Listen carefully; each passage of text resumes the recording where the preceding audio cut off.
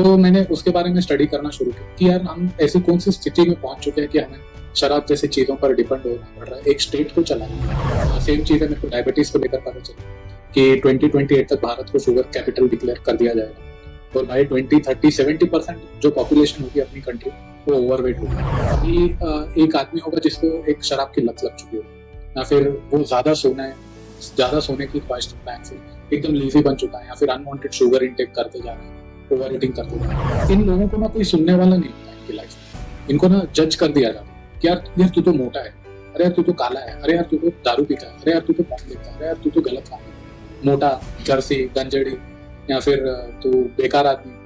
The moment you label them ये लोग और चीजें सारी सिनेमा में होता है ग्लोरीफाई करते हैं इसको, नेगेटिव साइड को या फिर ग्रे एलिमेंट को। अगर आजकल आप ओटीटी पे देखेंगे, ओटीटी पे हर जगह पे ग्रे कंटेंट चल रहा है, नेगेटिव कंटेंट चल रहा है।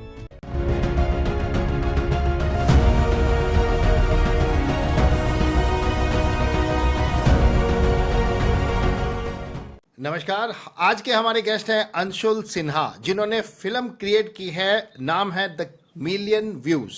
ये विनर है 150 नेशनल और इंटरनेशनल फिल्म फेस्टिवल्स के अवार्ड्स के in different categories. Anshul Sinha founder हैं आउटपुट मीडिया के। स्वागत है अंशुल सिन्हा आपका हमारे इस पॉडकास्ट पर। सर, आपने एक फिल्म बनाई है मिलियन व्यूज, आपको इसकी प्रेरणा कहाँ से मिली? क्या आपको एकदम से बनाई या कि काफी लंबे समय से आप ये फिल्म बनाने की सोच रहे थे, और इसका प्रेरणा कैसे मिली आपको फिल्म बनाने की? तो ये फिल्म पर हम लोगों ने ऑलमोस्ट 3 इयर्स काम किया है। हमारा जो 1 साल था वो पूरा स्टडी करने में गया, रिसर्च करने में। तो मेरे को किस चीज ने ट्रिगर किया इस मूवी को बनाने के लिए, वो सबसे पहला पॉइंट था, जैसे कि अब हम तेलंगाना स्टेट में, मैं हैदराबाद में रहता हूँ, हमारे स्टेट का जो majority of source of income आता है वो आता है अल्कोहल टैक्स। और आप ऐसे भारत में ऐसे कई सारे स्टेट है जहाँ पे मेजर जो सोर्स ऑफ इनकम है वो आज की तारीख में अल्कोहल टैक्स बन चुका है।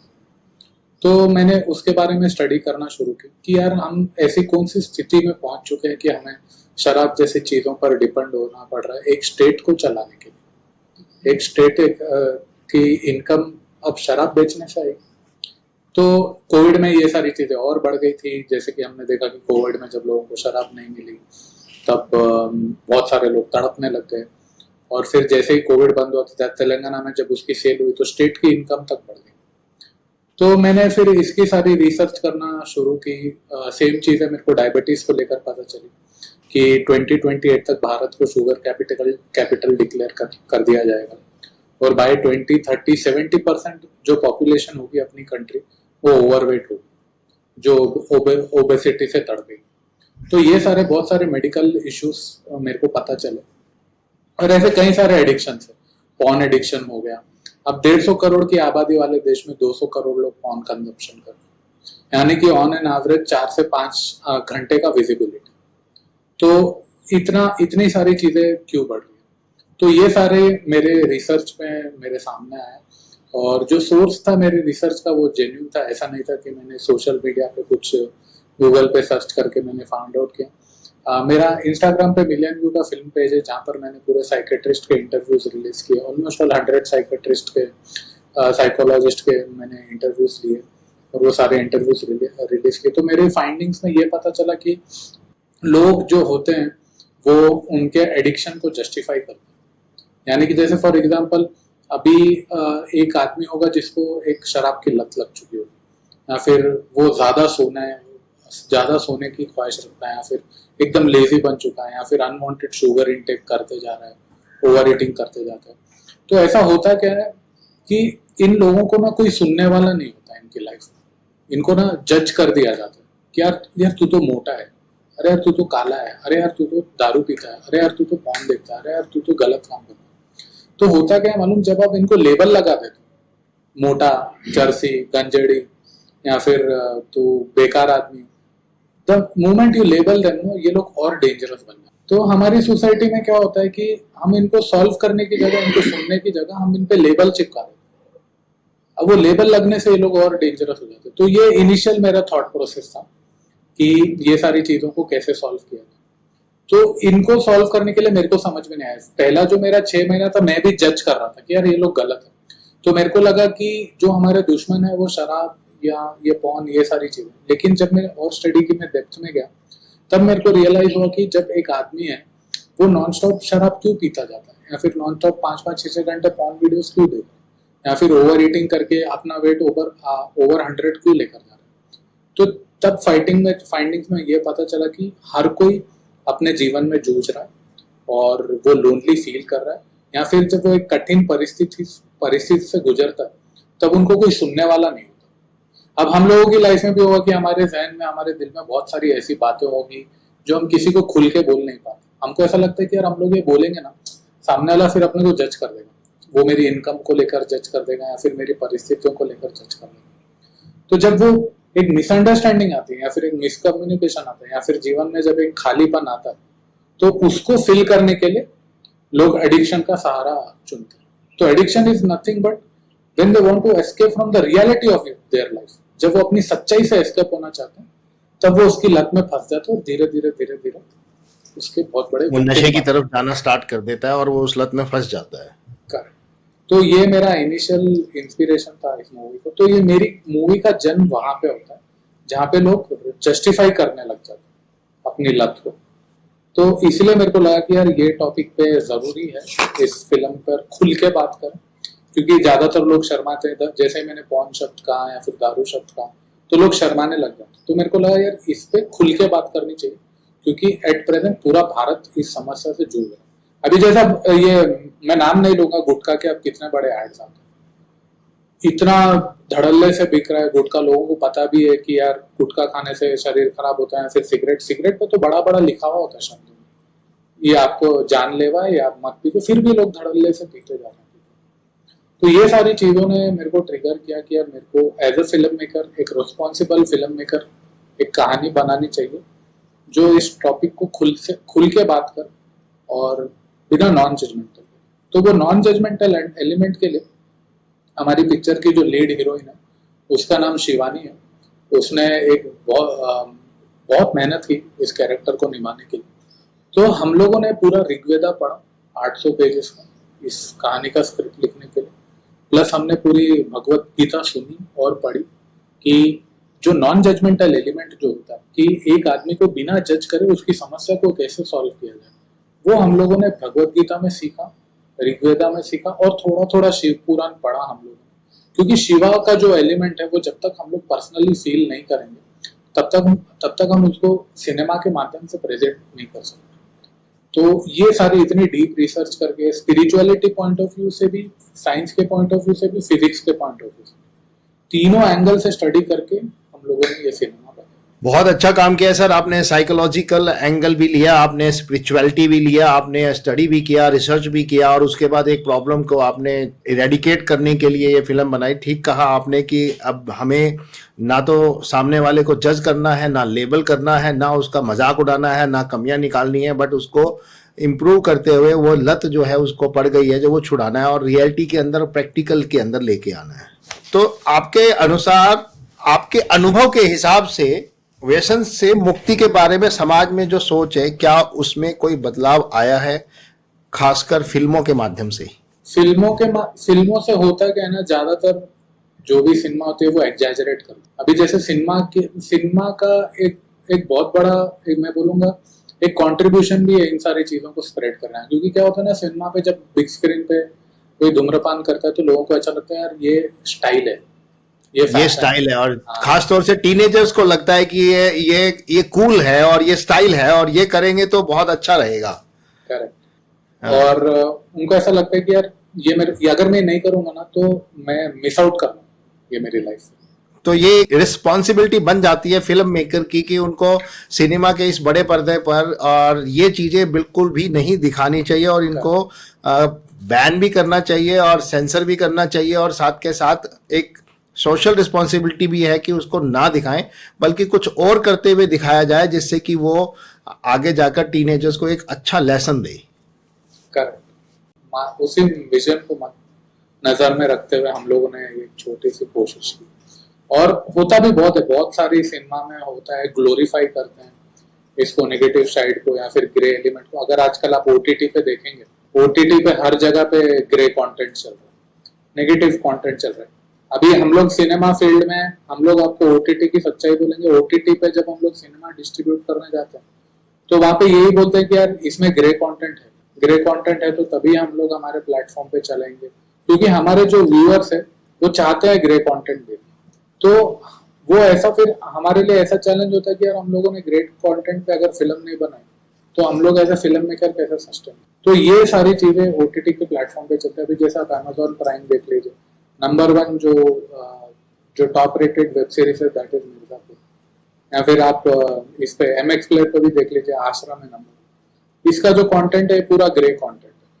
लोग चाहते हैं गालियां सुनना, लोग चाहते हैं कि भाई हम लोग ये सारी चीजें गलत चीजें देखें। तो लेकिन वो ग्रे कंटेंट में रहते हुए भी आप अच्छाई पे कैसे अपने आपको मीन्स फोकस करके आप वहां पर भी आप अच्छाई कैसे ला सकते हो, वो हम लोगों ने इस फिल्म के माध्यम से कोशिश की। तो सर ये मिलियन व्यू किस प्लेटफॉर्म पे अवेलेबल है? मिलियन व्यू का अभी म्यूजिक का काम चल रहा है सर, और अभी हम लोग इसको ये जून में इसका रिलीज डेट अनाउंस करेंगे, और मोस्ट प्रोबेबली हम लोग कोशिश कर रहे हैं ये जियो या ZEE5 पर रिलीज हो, ताकि ज्यादा से ज्यादा लोगों तक ये फिल्म।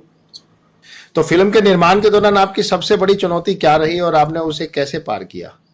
सबसे बड़ी चुनौती हमारी यही थी कि जो लॉर्ड शिवा का जो एलिमेंट है, एग्जीक्यूशन तो आसानी से हो गया, शूटिंग वूटिंग तो सारी चीजें थी, लेकिन जो सबसे बड़ा चैलेंज था कि लॉर्ड शिवा को हम लोग प्रेजेंट करना, वो जो एलिमेंट है शिव भगवान का, उसको एकदम साफ सुथरे तरीके से प्रेजेंट किया जाए। तो वो एक बहुत ही चैलेंज था हमारे सामने। तो रिसर्च में बहुत टाइम लगा, क्योंकि स्पेसिफिकली वो नॉन जजमेंटल तरीकों को समझना, फिर उसको प्रेजेंट करना स्क्रीन पे, ताकि कुछ भी कंट्रोवर्सी ना आए। क्योंकि जब शिवा नाम आता है तो बहुत सारी ये एक आस्था के साथ जुड़ा, तो इसके साथ कुछ भी गलत तरीके से हम लोग इसको रिप्रेजेंट नहीं कर सकते। तो वो जो स्टडी थी वो बहुत चैलेंजिंग थी। तो वहाँ पे बहुत कठिनाई आई और बहुत सारी किताबें पढ़ने लगी। जैसे मैं आपको एक छोटा सा एग्जांपल देता हूँ, चक्रास के बारे में हम लोगों ने स्टडी की, जो हमारे जो 7 चक्रास होते हैं। तो उसके लिए मैंने पर्सनली 60 डेज की गायत्री मंत्र की साधना करी, क्योंकि वो जब तक मेरे को फील नहीं होगा तो मैं सिनेमा के माध्यम से लोगों को दिखाऊंगा। लोगों को कैसे बता सकते हैं? बिल्कुल। तो वो कैसे एक्टिवेट होते हैं, उसका साइंस क्या है, वो सारी चीजें मैंने साधना के माध्यम से 60 डेज में प्रैक्टिस करके मैंने खुद में देखा कि यार ये सारे चेंजेस मेरे अंदर एक्चुअली आ रहे हैं या नहीं, ये सारे मंत्र काम करते हैं। तो एक बहुत अच्छा पॉइंट है जो मैंने पढ़ा था, मैं आप लोगों के साथ शेयर करना चाहता हूँ कि उसमें शिव पुराण में लिखा हुआ है कि पार्वती माता पूछती है कि हे शिवा, अगर आपको दुनिया वाले अगर आपको देखना चाहते हैं, समझना चाहते हैं, फिर मिलना चाहते हैं आपसे, तो आप हो कहाँ? तो वहां पे शिव जी रिप्लाई करते हैं कि मैं आवाज में हूँ, जो शंख की आवाज होती है, जो ओम शब्द है उसकी जो आवाज होती है, जो मंत्रास है उसमें जो शब्द होते हैं, उनकी जो वॉइस होती है, उनमें जो आवाज होती है, मैं आपको उन शब्दों में और उन वॉइसेस में मिलूंगा। तो ये जब आप मंत्र चैंटिंग करोगे, चाहे दुनिया का जो सबसे पावर मंत्र है वो ओम शब्द है, अगर आप जब ओम शब्द की चैंटिंग करोगे तो ऑटोमेटिकली आपको मेंटल क्लैरिटी देता है, और जो आपकी थर्ड आई बोल लो या फिर फोकस बोल लो, उसको डेफिनेटली एक्टिवेट करता है। तो ये सारी चीजें हम लोगों ने प्रैक्टिकली फील की और फिर हम लोगों ने इसका स्क्रीन किया। तो सर आपने 150 से ज्यादा नेशनल और इंटरनेशनल अवार्ड जीते हैं, इसमें से सबसे महत्वपूर्ण कुछ अवार्ड्स के बारे में आप बताएं। मेरा सबसे इम्पोर्टेंट, मेरा फर्स्ट इंटरनेशनल अवार्ड था जो लॉस एंजलिस में मेरे को मिला था। तो वो एक छोटी सी मैंने फिल्म बनाई थी, जैसे कि मैं एक छोटा सा फिल्म मेकर था। जब मैंने स्टार्टिंग किया था मैं मोबाइल पे फिल्म बना था, मेरे पास उतना बजट नहीं था, तो ऑब्वियसली मोबाइल से बनाया फिल्म और भेजो। और मेरे पास इतना कम बजट था कि मैं ऑडियो भी रिकॉर्ड नहीं कर सकता, तो मैं साइलेंट फिल्म में बना था बिना ऑडियो के। तो I can shoot only visual, क्योंकि फिर डबिंग के लिए उतना बजट था नहीं। तो वो साइलेंट फिल्म को मेरा I got 21 awards for that silent film. तो उसके लिए मेरे को फर्स्ट इंटरनेशनल अवार्ड मिला, तो वो बहुत मेमोरेबल है। तो आप आउटपुट मीडिया के संस्थापक हैं, तो आउटपुट मीडिया का काम क्या है, क्या करती है ये आपकी company output media? Output media में सर अब जितने भी बड़े बड़े ब्रांड्स हो गए, जो कॉर्पोरेट कंपनीज हो गए, या फिर स्कूल कॉलेजेस हो गए, या फिर हॉस्पिटल्स हो गए, अलग अलग सेक्टर्स के लिए हम लोग उनके लिए एड फिल्में बनाते हैं, हम लोग उनकी कॉर्पोरेट फिल्में बनाते हैं, ताकि सोशल, आजकल बिना वीडियो के तो कोई भी ब्रांड सर्वाइव करे। डिजिटल का जमाना है, सारा डिजिटल मार्केटिंग का जमाना है, डिजिटल एड्स का जमाना है, और वीडियो के बिना तो कोई भी सस्ते संस्था या कोई भी चल नहीं सकता बिजनेस, तो उनको बनानी पड़ेगी। तो हम लोग वो करते हैं। और हम लोग में यूएसपी ये होता है कि हम लोग डायरेक्ट ब्रांड प्रमोशन नहीं करते हैं, हम ब्रांड की आत्मा को समझने की कोशिश करते हैं, उसकी विजन को समझने की कोशिश करते हैं और वो चीज को हम लोग वीडियो में लाते हैं। इसलिए अभी हम लोग को मुंबई में best corporate film of the year का अवार्ड भी मिला एफॉक्स मीडिया न्यूज एजेंसी में, लास्ट मंथ ही हम लोगों को वो। तो सर, जो नए एक्टर्स एक्टिंग करना चाहते हैं और तो उनके लिए आप क्या कहेंगे कि उनको कैसे अपना कैरियर एक्टिंग में स्टार्ट करना चाहिए? ज्यादातर होता क्या है ना, अभी जैसे हम लोगों ने मिलियन में 1000 एक्टर्स का ऑडिशन लिया और हम लोगों ने सारे नए लोगों को लिया, कोई भी ऐसा एस्टैब्लिश मेल स्टार इसमें इस फिल्म में नहीं। तो नए एक्टर्स के साथ क्या होता है ना, ज्यादातर लोग ना फैंटेसी में आ गए। अच्छा, मैंने शाहरुख खान को बिग स्क्रीन पे देखा है, फिर मैंने सलमान खान को, चलो मैं भी मुंबई की तरफ चले जाता हूँ और मैं भी डोले शोले बॉडी वॉडी बना लूंगा, तो मैं भी, मेरे को भी मेरी बॉडी दिखाने का मौका मिलेगा स्क्रीन पे। तो ये जो फैंटेसी है ना, ये फैंटेसी से बाहर निकलना बहुत है। एज एन एक्टर आप एक कैरेक्टर प्ले करने वाले और वो कैरेक्टर की विजन क्या है और वो विजन को आप कैसे प्रेजेंट करोगे आपके स्किल सेट के माध्यम से, ये एक नए एक्टर को सोचना चाहिए। अगर ये थॉट प्रोसेस की उसको क्लैरिटी होती है ना, तो फिर उसको करियर में ग्रो करने से कोई भी रोक नहीं। क्योंकि ज्यादातर मेरे पास अभी मैं ऑडिशन रेगुलरली हम लोग ऑडिशन लेते रहते हैं, सिंगर्स के, एक्टर्स के, सारे लोगों के। तो मैं ज्यादातर यही देखता हूँ कि सब लोग ना फैंटेसी में निकल रहे हैं और जब भी मैं उनको लाइन देता हूँ या फिर डायलॉग देता हूँ कि भाई ये डायलॉग है, आप कुछ सैंपल बनाकर दिखाइए, तो वहां पर क्या होता है ना, वो लोग वहां पे इमिटेट करने चले जाते हैं। कोई शाहरुख खान को कॉपी करने लग जाएगा, कोई आमिर खान को कॉपी करने लग जाएगा, कोई नाना पाटेकर को कॉपी करने, तो उनकी जो ओरिजिनलिटी होती है ना, वो मिस आउट हो जाती है। अभी उनकी गलती भी है नहीं, क्योंकि 24 घंटे सोशल मीडिया पे बैठ के वो सारी चीजें देखते रहते हैं, तो उनका जो पर्सनल ओरिजिनलिटी है वो कहीं ना कहीं आई थिंक वो खत्म होते जा रही है। तो मेरा सजेशन नए एक्टर्स को यही रहेगा कि बी ओरिजिनल एंड अपने नजरिए से, अपने पॉइंट ऑफ व्यू से आप चीजों को देखिए, समझने की कोशिश करें और अपने तरफ से उसको प्रेजेंट करें, तो ग्रोथ ऑटोमेटिक होगी। मतलब किसी भी और कैरेक्टर को इमिटेट करने की जरूरत नहीं है, अपना खुद का स्टाइल बनाएं और अपनी खुद की एक्टिंग पर डिपेंड रहें और अपनी खुद की ओरिजिनलिटी रखें, क्योंकि हो सकता है कि आपकी जो ओरिजिनलिटी है वो भी सामने वाले को पसंद आ जाए और वो वही चीज पसंद आएगी उसको और उसी से ही आपकी एक्टिंग निखर के दिखाई देगी। क्या आप हमें इस बारे में बता सकते हैं कि फिल्मों को राष्ट्रीय और अंतर्राष्ट्रीय फिल्म फेस्टिवल में कैसे प्रस्तुत किया जाता है और यह प्रक्रिया कैसे होती है? मैं बोलूंगा कि I am a product of A film festival, क्योंकि मेरे पास ऑब्वियसली पैसे नहीं होते थे और फिल्म बनाने के लिए बहुत सारे पैसे चाहिए। फिल्म फेस्टिवल में एडवांटेज क्या होता है, जैसे ही आप एक अवार्ड जीतते हो तो आपको धनराशि भी मिलती है, आपको पैसे भी मिलते हैं, जो पैसे से आप अपना अगली पिक्चर बना सकते हो या फिर आप खुद ही अपने कुछ पर्सनल री इन्वेस्ट करना चाहते हो, कुछ अपना प्रोडक्शन हाउस बनाने में या फिर अपने ब्रांड को प्रमोट करने में, तो आप उसको वहां पर यूज कर सकते हो। तो फिल्म फेस्टिवल में पार्टिसिपेट करने के लिए ऑनलाइन बहुत सारी वेबसाइट्स हैं। एक वेबसाइट का नाम है फिल्म फ्रीवे और एक वेबसाइट का नाम है द फेस्टिवल फोकस। तो जब हम ये वेबसाइट पे जाते हैं, फिल्म फ्रीवे का सबसे बड़ा एडवांटेज क्या होता है कि इंडिया में से लेकर वर्ल्ड में कहीं भी अगर फिल्म फेस्टिवल हो रहा है तो वो इस वेबसाइट पर दिखाया हुआ है। ये एक इजी एक्सेस है जहां पर आप एंट्री कर सकते हैं। और फिल्म फ्रीवे वेबसाइट में एक और एडवांटेज ये है कि आप फ्री में भी सबमिट कर सकते हैं। अब स्पेसिफिकली जो यंगस्टर होते होंगे, जो कॉलेज गोइंग स्टूडेंट है, वो लोग बोलते रहेंगे यार हम लोग उतना ज्यादा सबमिशन फीस नहीं भर सकते, तो उसमें फ्री ऑप्शन भी रहता है जहाँ पे आप फ्री में बिना कुछ पैसा दिए अपनी छोटी सी फिल्म ऑनलाइन सबमिट कर सकते हैं। तो ये बहुत बड़ा एडवांटेज है। और दूसरा, इंडिया में जहां पर भी बड़े बड़े फिल्म फेस्टिवल्स होते हैं, मैं सभी लोगों को ये बोलूँ कि वो खुद वो अटेंड करें, क्योंकि जब आप वहां पे जाके पर्सनली अटेंड करते हो, अटेंड करने के बाद आपको वहां से कई सारे और रास्ते खुलते हैं। यंगस्टर्स हैं या जो भी कलाकार अब यूट्यूब पे बना रहे हैं, अपनी शॉर्ट कॉमेडी वीडियोस बना रहे हैं या फिर लॉन्ग वीडियोस भी बना रहे हैं, उनके लिए आप क्या कहेंगे? उनके लिए मैं ये कहूंगा कि उनको ब्रांड के साथ जुड़ के करना चाहिए। क्योंकि अगर वो कुछ सोलो कर रहे हैं ना, तो फिर वो जस्ट फॉर फन और एंटरटेनमेंट के लिए होगा, क्योंकि उसका रीच लेने से अगर आपको पैसे नहीं आ रहे तो वो खाली फन और एंटरटेनमेंट के लिए होगा। अगर वो ब्रांड के साथ मिलकर करेंगे तो उनको एक इनकम भी होगा प्लस उनकी ग्रोथ भी होगी। तो दोनों चीजों नए यूट्यूबर्स के साथ ब्रांड कोलैबोरेट मिलकर कर लेते हैं अगर, तो वहां पर उनको क्या करना है ना, उनको बोलना है कि यार मैं डेमो करके कुछ मैं आपको कुछ फ्री में करके देता हूँ। आप इनिशियली क्या करना पड़ेगा, अभी जैसे हम लोगों ने हमारी आउटपुट मीडिया स्टार्ट की थी, हमारा हमारा जो प्रोडक्शन वो स्टार्ट किया था जब हम लोगों ने 6 साल पहले, हमारे को कोई भी नया प्रोजेक्ट देने के लिए कोई भी रेडी नहीं था।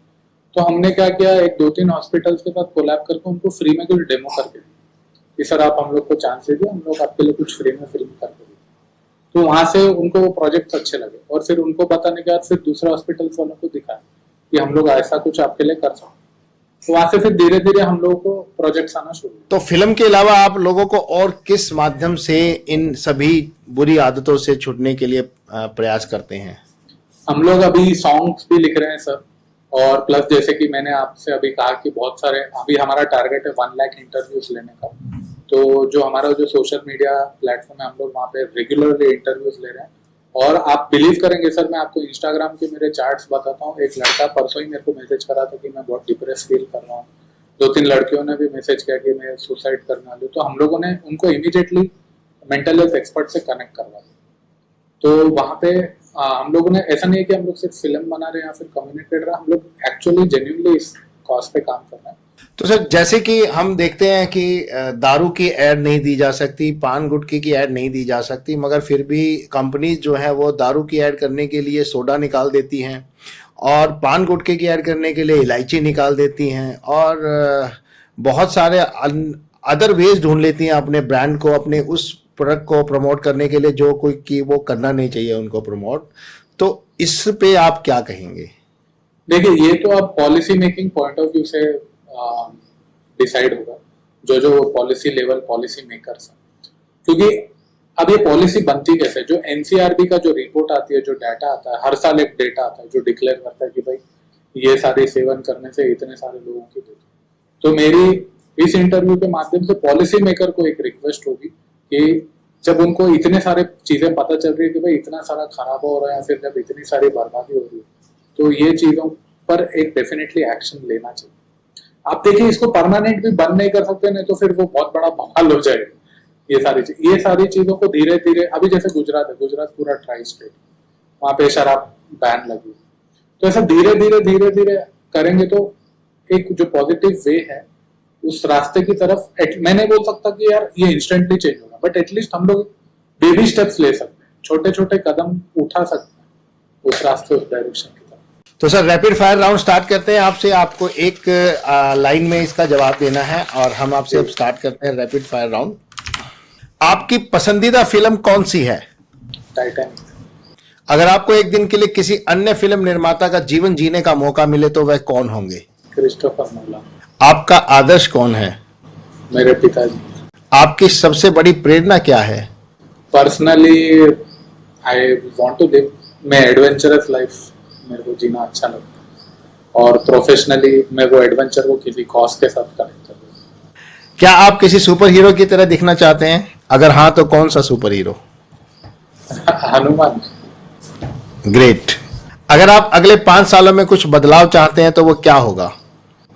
लोग इंसान को इंसान की तरह देखें। आपके जीवन का सबसे अच्छा निर्णय क्या था? मैं कॉर्पोरेट में जॉब करता था, तो मैंने वो जॉब छोड़ी, तो मेरे को लगता है वो सबसे बड़ा निर्णय। ग्रेट।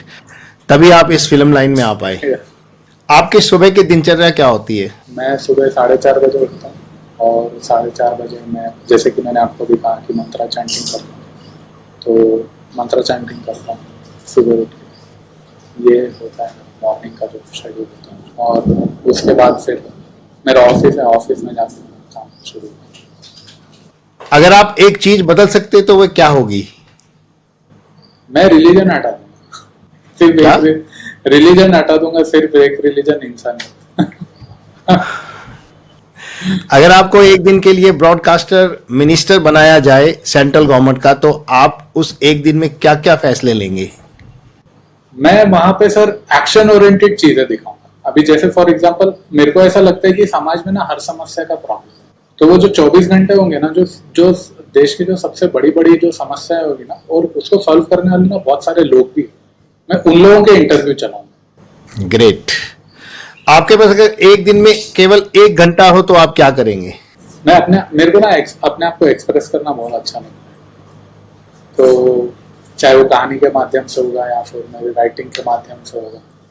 तो जो भी होगी ना मेरे दिल में बात, वो मेरे को लगता है कि मैं एक्सप्रेस करूंगा अपने। तो मतलब आप उस 1 घंटे में अपने आप को एक्सप्रेस करेंगे, ऑन पेपर पेन और डायरी लेकर आप लिखना हाँ स्टार्ट कर देंगे। हाँ हाँ। आपकी सबसे बड़ी ख्वाहिश क्या है पर्सनली या प्रोफेशनल? पर्सनली?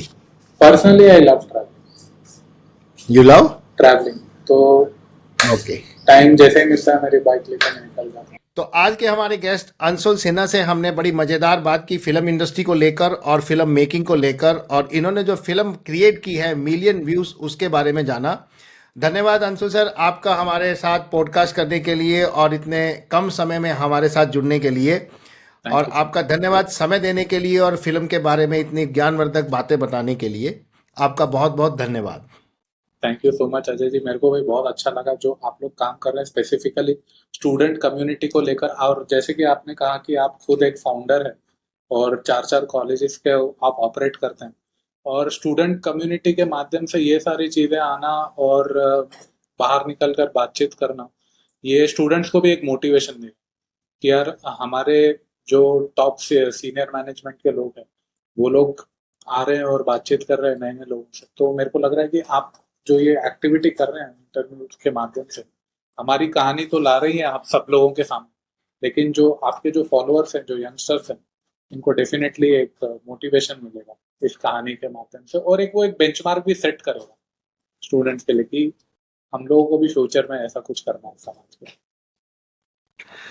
जी अंशु जी, बिल्कुल बेंचमार्क के साथ साथ मैं ये भी एक आपसे आखिरी सवाल पूछना चाहूँगा कि नेशनल स्कूल ऑफ ड्रामा में भी क्या किसी को एडमिशन लेकर अपना कैरियर बनाना चाहिए, या उसको इस के अलावा खुद भी कुछ अपनी कहीं और ट्रेनिंग लेनी चाहिए? नेशनल स्कूल ऑफ ड्रामा में देखिए बहुत रेयर लोगों को चांस मिलता है, क्योंकि उसका जो सिलेक्शन प्रोसीजर होता है वो बहुत टफ होता है। अगर मिलता है, लोग ट्राई करते हैं, मिलता है तो बहुत अच्छा, क्योंकि वहाँ की जो पढ़ाई है वो तो ऑब्वियसली पूरे नेशनल लेवल पे मानी जाती है। लेकिन अगर नहीं मिलता है तो अभी तो ग्लोबल एक्सपोजर है, तो वो छोटी छोटी रील बना सकते हैं, अपना स्किल सेट वो ऑनलाइन दिखा सकते हैं और वो लाखों करोड़ों लोगों तक पहुंच सकते हैं। तो ये एक बहुत बड़ा एक जो मोबाइल है, ये जो साधन, एक बहुत बड़ा एक माध्यम बन चुका है अपना स्किल सेट दुनिया को। जी, ये बात बहुत अच्छी बताई आपने कि ये जो है अपनी खुद की अपनी जो उनके पास कलाकारी है, चाहे वो कॉमेडी में है, चाहे एंटरटेनमेंट में है, चाहे वो इन्फॉर्मेशन देने में है, चाहे आईटी है, टेक्नोलॉजी में है, चाहे किसी भी तरह से वो आप, चाहे वो किसी तरह की ट्यूशन भी पढ़ा रहे हैं, चाहे मैथमेटिक्स पढ़ा रहे हैं, चाहे फिजिक्स पढ़ा रहे हैं, तो वो मोबाइल से अपना अपना जो एक्सपोजर है वो कर सकते हैं और वो अपना दिखा सकते हैं। अब इतना ज़्यादा नेशनल स्कूल ऑफ ड्रामा या कहीं और एडमिशन लेने की ज़रूरत नहीं है। धीरे धीरे अपनी स्किल्स को इम्प्रूव कर सकते हैं वो और अपनी स्किल्स को दिखा सकते हैं। अंशुल जी, एक बार फिर आपका धन्यवाद हमारे थैंक यू साथ सो मच पॉडकास्ट करने के लिए। बहुत बहुत धन्यवाद।